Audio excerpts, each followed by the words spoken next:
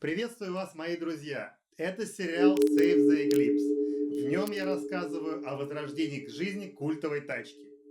В предыдущих сериях я разобрал машину, отвез ее на бескоструйную обработку, собрал мотор на компонентах от Эва и Ковки, проапгрейдил турбину и занялся кузовней.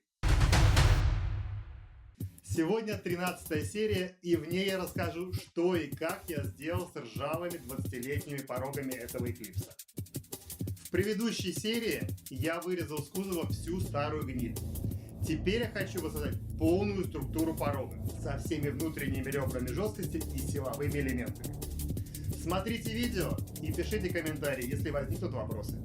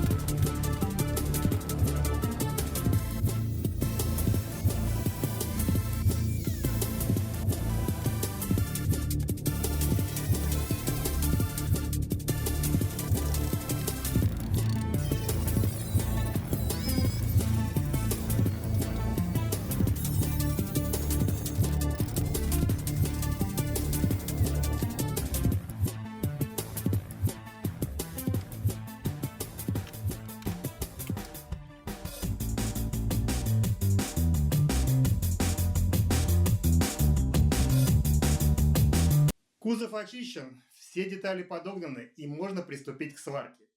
Все закулисные подробности смотрите на моем втором канале, ссылочка наверху.